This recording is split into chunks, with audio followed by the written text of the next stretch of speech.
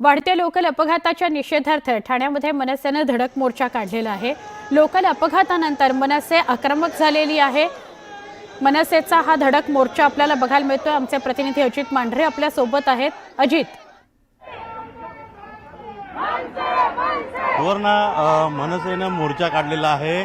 ठाण्यातल्या ठाणे पश्चिम येथील गावदेवी मैदानापासून ते रेल्वे स्थानकापर्यंत हा मोर्चा असणार आहे।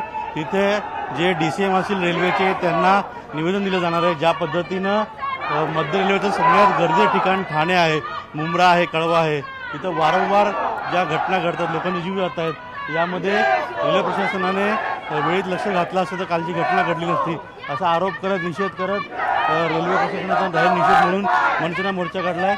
आपल्यासोबत महिला कार्यकर्ते आहेत। आपण निषेध करता रेल्वेचा नेमकं म्हणणं काय आपलं? आमचं हेच म्हणणं आहे, आज माझ्या माता भगिनी रोज त्या ट्रेनचा प्रवास करतात आणि कालची जी गोष्ट घडली ही खूप लांछनास्पद आहे। जेव्हा देश पुढे चाललाय, स्मार्ट सिटी चाललाय, असं आपण म्हणतो भारत पुढे, तर कुठे आज जर आपण नोकरीला जातो आणि आपला जीवच सिक्युअर नाहीये, तर मला असं वाटतं रेल्वे प्रशासनाने एकतर गाड्या वाढवा, एकतर सिक्युरिटी द्या, कारण हे रोज रोज नाही, हे रोजची गोष्ट आहे। रोज 2-4 बळी जातच असतात। तर रेल्वे प्रशासनाला हेच मागणं आहे, एक तर तुम्ही काहीतरी सिक्युरिटी करा, गाड्या वाढवा। आज प्रत्येक जीव महत्वाचा आहे, नाहीतर तुमचे राजीनामे द्या, तुमचं काही काम नाही। काय हे सांगायचं आहे, प्रत्येक गाडीमधून प्रत्येकाचा कुटुंब जात असतो, येत असतो, प्रत्येकाचा जीव धोक्यात असते। ते प्रशासनाने विचार करून त्याने आपल्या गाडी वाढवायला पाहिजे। रेल्वेने आपण सकाळी प्रवास करताना तिकीट काढतो, रिटर्न तिकीट असते आपली, पण शाश्वती नसते की आपण परत येऊ। खरंच काल ज्या प्रकारे ज्या सगळ्या गोष्टी घडल्या आहेत, सकाळी माणूस कामावर निघताना संध्याकाळी घरी येईल का नाही याची शाश्वती नसते, कारण का हा रेल्वे प्रशासनाचा एकदम भोगळ कारभार आहे, ज्यामुळे लोकांना खूप त्रास होतोय। काय सांगाल, आपण निषेध करताय? मला काय म्हणायचं आहे की नैसर्गिक आपत्ती असेल तर वेगळी गोष्ट आहे, पण ही सगळी गोष्ट तुम्हाला माहिती असताना देखील सामान्य लोकांबद्दल एवढं घडतंय आणि म्हणजे सामान्य लोकांना तुम्ही किडा मुंगीसारखं समजताय। फक्त तुम्हाला वोटिंग करण्यासाठी त्यांनी पुढे यायचंय। तुमचं वोटिंग झालं की ते मेले, त्यांचे पाय तुटले, त्यांना काही झालं तरी तुम्ही त्या गोष्टी बघणार नाहीये, हे चुकीचं आहे। हे पदाधिकारी आहेत, पक्षाचे पण देखील चाकरमानी देखील आहे, त्यामुळे त्यांचा वेगवेगळा जो रोष आहे तो या मोर्चाच्या माध्यमातून समोर येतोय। पण जर पाहिलं तर मनसेचे जिल्हाध्यक्ष शरद आपल्यासोबत आहेत। काय सांगाल, मोर्चा काढता आपण कशासाठी निषेध करणार? जो आता रेल्वे स्टेशन याचा रेल्वेचा जो ढिसाळ कारभार आहे त्याच्या विरोधात हा सगळा मोर्चा चाललेला आहे। आमची अशी मागणी आहे, मुंबईसाठी स्वतंत्र कमिटी तयार करा, स्टेशनवरची जे स्टॉल्स वगैरे आहेत ते स्टॉल्स काढून लोकांना बसायला जागा द्या, लोकांना बसायला जागा नाहीये। मध्य रेल्वेचं सर्वात गर्दीचं ठिकाण म्हणजे ठाणे रेल्वे स्थानक आहे। कळवा डोंबिवली ते ठाण्यामध्ये सर्वात जास्त प्रवासी असतात, पण असं असताना इथल्या प्रवाशांच्या सुरक्षेची कोणतीही हमी नाही। खरं तर तुम्ही बघितलं असेल की 2000 साली जी लोकसंख्या होती ती आज वाढलेली आहे, आणि असं असताना ठाण्याच्या ज्या सोयी सुविधा असायला पाहिजेत, प्लॅटफॉर्म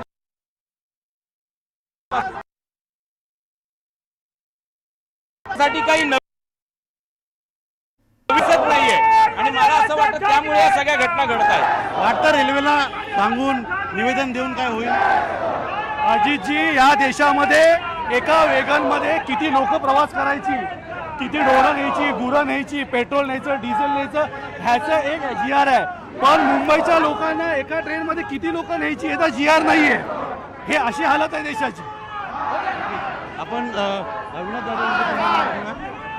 दादा अविनाश, आमची मागणी आहे रेल्वेमध्ये मृत्यू पडलेल्या लोकांच्या त्यावर तात्काळ निर्णय व्हावा, ही आमची मागणी आहे। प्लॅटफॉर्मची साईज वाढवली गेली पाहिजे, रेल्वेची संख्या वाढवली गेली पाहिजे, प्लॅटफॉर्मवर जे बूथ लावण्यामध्ये पेपरचे आणि खाण्याचे ते लावण्यात यावेत, ही आमची मागणी। अविनाश, निषेध नोंदवत आहे, निषेध नोंदवून डीसीएमला भेटून काय साध्य होईल? मला असं वाटतं की सुरुवात तर झाली पाहिजे, त्यांना कळलं तर पाहिजे विरोध होतो, कारण मनसेने अनेक आंदोलन केली, अनेक वेळा रेल्वे प्रशासनाने धारेवर धरलेलं आहे, पण प्रशासन सांगतो हे फुटपाथ।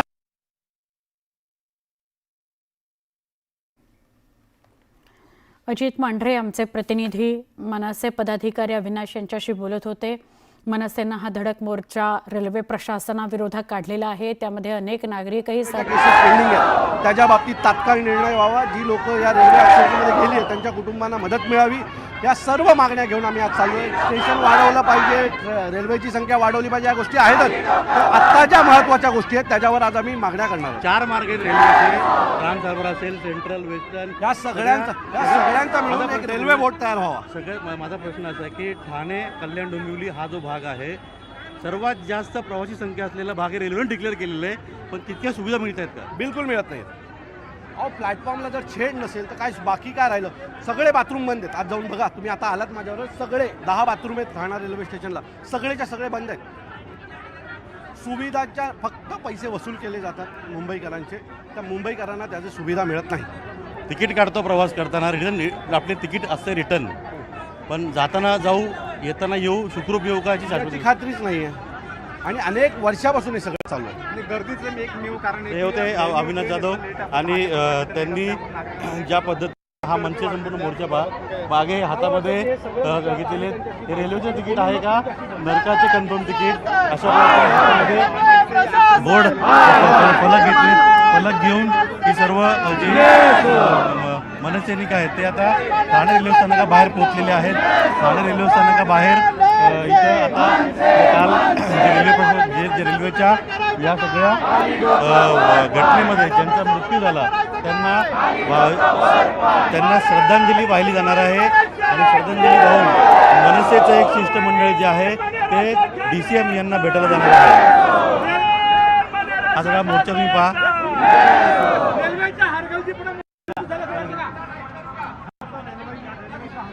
दादा एक साईड जरा मला.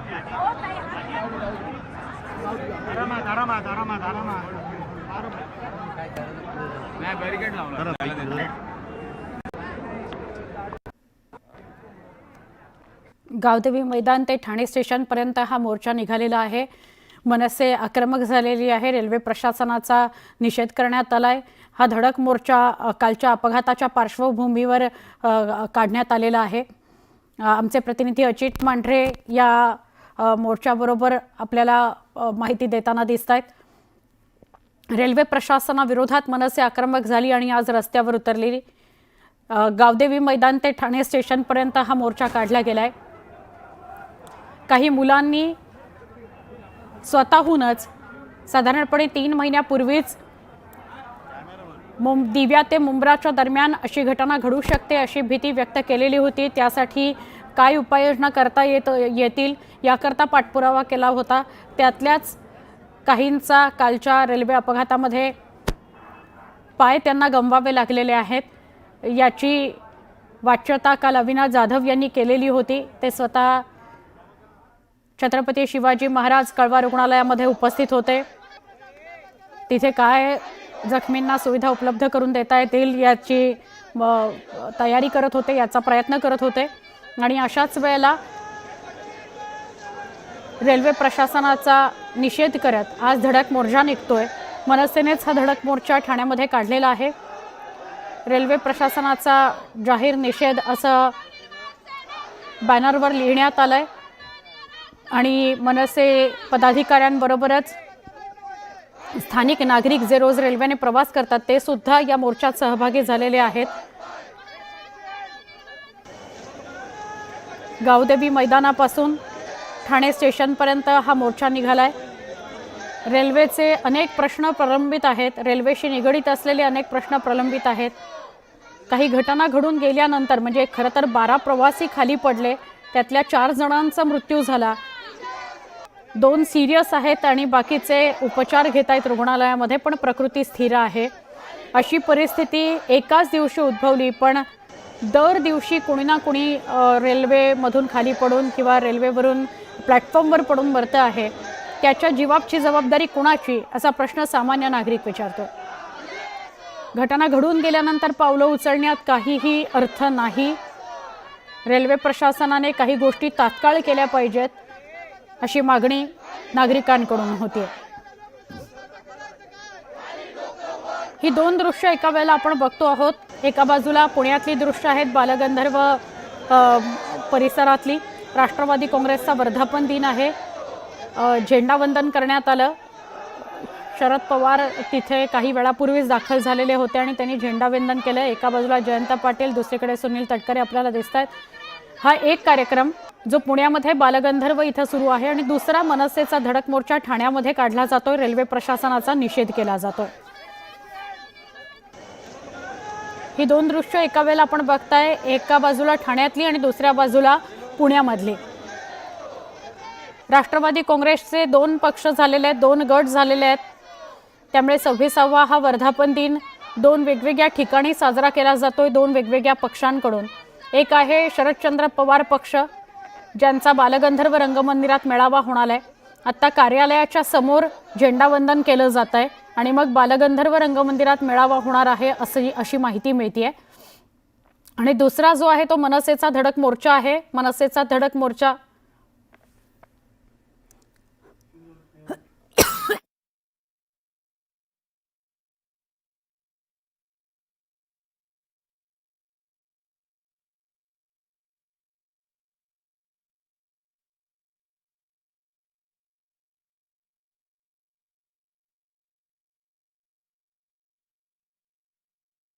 यांनी सांगितल्याप्रमाणे ते बाहेर पडायला निघाले, मात्र पोलीस त्यांना आडवे गेलेले आहेत। पोलीस त्यांना विनंती करताय बाहेर जाऊ नये तुम्ही, आणि पोलिसांना त्यांनी आवाहन केलेलं की मी तर बाहेर जाणार, तुम्हाला अटक करायची असेल तर अटक करा। काका काय म्हणताय पोलिसांनी? अहो, पोलिसांनी विनंती केली, मी एक नागरिक आहे, पोलिसांची विनंती अशी नाकारायला मला वाईट वाटतं, पण जिथं माझ्या स्वाभिमानाला धक्का लागलेला आहे, ज्यांनी स्वाभिमान घाण टाकला त्यांच्याकडून मी छत्रपती शिवाजी महाराजांच्या चरणी जाऊन माझी व्यथा मांडतोय त्यांना, आणि मी सांगतोय की काय मला मारायचं या मारा ना, मी तयार आहे। मी असा रिकाम्या हाताने येतोय, काय मारायचं मारा ना मला। फेसबुकहून धमक्या काय देत आहेत, कार्यकर्त्याकडून घाणेरड्या शिव्या देत आहेत मला। नारायण राणे आव येतो शिवाजी महाराज पुतळ्यापाशी, हिंमत असली ती या तिथं, कोण कार्यकर्ते घेऊन येतात बघतो मी। पण एवढं संताप कशासाठी, काय नेमकं? अहो, अशी धमकी दिली त्यांनी मला, माझं घर डिस्टर्ब आहे, उलट्या का तुला उलट्या करायला लावीन। अरे म्हणजे काय, मी काय वाईट बोललो? मी काय अशी बिलो द बेल्ट टीका केली? ह्यांची मुलं कुणाकुणावर काय काय टीका करतात, कधी नारायण राणेने त्याचा अहवाल घेतलाय? अरे ज्या मुलांना शिस्त लावायची सोडून तुम्ही आम्हाला धमक्या देताय। माजी मुख्यमंत्री, माजी केंद्रीय मंत्री, विद्यमान खासदार, तुम्ही माझ्यासारख्या 75 वर्षाच्या जवळ आलेल्या माणसाला धमकी देताय? काय बोललो तुम्हाला, का राग आला? मी खरं बोललोय तुम्हाला राग आलाय? तुम्ही अगदी जीवावर उदार होऊन निघाल, कफन वगैरे हो बांधून? बिलकुल, मी तर आव्हानच दिलं ना, हाबुकच ठोकलंय ना। नारायण राणे साहेबांना म्हणावं त्यांना इथं येत नाही, मी पुण्याच्या बांगल्यात पशी येतो, मी मुंबईच्या बांगल्यासमोर येतो, मी कणकवलीच्या बांगल्यासमोर येतो, वेळ पडली तर दिल्लीला सुद्धा येतो। पण जाण्यावर ठाम? बिलकुल जाण्यावर ठाम आहे। पोलीस अरेस्ट करू शकतील तुम्हाला? करू द्या, तो त्यांचा अधिकार आहे। त्यांनी मला सांगावं मी असं कुठं शांततेच्या कायद्याचा भंग करतोय? बरं मी लपवून करतो का? तर नाही, मी काल माननीय CP साहेबाला कळवलं होतं की मी जाणार आहे, सगळ्या प्रसार माध्यमावर माहित होतं, मला अडवण्याचं काय कारण आहे? मी एवढा सुद्धा जाऊन जनतेला सांगू नये की मला अशी अशी धमकी देतात आणि मी आलोय, मारा मला, काय मारायचं ते। पण शहराचं वातावरण खराब होऊ शकतं। काय मी वातावरण खराब बोललो? मी काही कुणाला भडकवलं का? मी काही भडकवलेलं नाही। मी महाराजांच्या चरणी जाऊन उभा राहतो, मला काय मारायचं मारू दे ना त्यांनी तिथं, किंवा ते तर पाहतील की काय अन्याय चाललाय महाराष्ट्रात। निश्चितपणे आपण बघितलं या ठिकाणी पोलीस सुद्धा आलेले, पोलीस त्यांना विनंती करते बाहेर न जाण्याची, मात्र ते बाहेर जाण्यावर ठाम आहेत। आणि पोलीस सुद्धा आपण बघतोय एकंदरीतच जे आहे, लगेच आपण बघतो की त्यांनी अगदी आव्हान दिलेलं आहे नारायण राणे यांना, अगदी मांडी ठोकून। सामान्य कार्यकर्ता नारायण राणे साहेब या कुठं मारताय कार्यकर्ते, कोण काय शिवाय देता मला? प्रकाश महाजन आहेत, बघितलं आपण या ठिकाणी ते अगदी ठाम आहेत। बघूया आता थोड्या वेळात पोलीस त्यांना अडवते का ते जाण्यात यशस्वी होतात। नक्की सिद्धार्थ आमचे प्रतिनिधी प्रकाश महाजन यांच्या सोबत आता उपस्थित आहेत। सिद्धार्थ, प्रकाश महाजन यांना जी धमकी देण्यात आलेली होती त्याच्या विरोधात त्यांनी असं आव्हान दिलं होतं की मी भर चौकात येऊन शिवाजी महाराजांच्या पुतळ्याच्या खाली उभा राहतो, काय करायचं ते करून घ्या म्हणून, आणि आता ते खरोखरच निघालेले आहेत। काय सांगशील? पोलिसांची भूमिका काय? पोलिसांशी सकाळपासून काही संवाद झाला का? निश्चित पोलीस आताही त्यांना त्यांच्यामध्ये पोलिसांनी अडवण्याचा प्रयत्न करताय. आपण बघतोय अडवताय पोलीस, त्यांना विनंती करतायत. अर्धा तास झालं मात्र प्रकाश महाजन हे निघण्यावर ठाम आहेत आणि बघतोय आपण की त्यांची समजूत काढण्याचा प्रयत्न पोलीस या ठिकाणी करीत आहेत. मात्र ते जाण्यावर अगदी ठाम दिसत आहेत आणि बघूया नेमकं पोलीस आता त्यांच्याशी बोलतायत, त्यांना पुन्हा त्यांची समजूत काढण्याचा प्रयत्न करतोय. मात्र आपण जसं बघितले प्रकाश महाजन अगदी ठाम आहेत. त्यांनी मांडी ठोकून अगदी आव्हान दिलेलं आहे, दंड ठोकून जे आहे नारायण राणेंना आव्हान दिलेलं आहे की मी येतोय आणि तुम्ही मला काय करायचं ते करून दाखवा, अशा पद्धतीची या ठिकाणी आव्हान त्यांनी दिलेलं आहे. सुवर्ण एकंदरीतच बघतोय आपण आता ते तर जाण्यावर ठाम आहेत. मात्र पोलीस त्यांची समजूत काढण्यात यशस्वी ठरतात का बघूया, कारण पोलिसांचे वरिष्ठ अधिकाऱ्यांशी बोलणं त्यांचं करून देण्याचा प्रयत्न या ठिकाणी पोलीस करत आहे.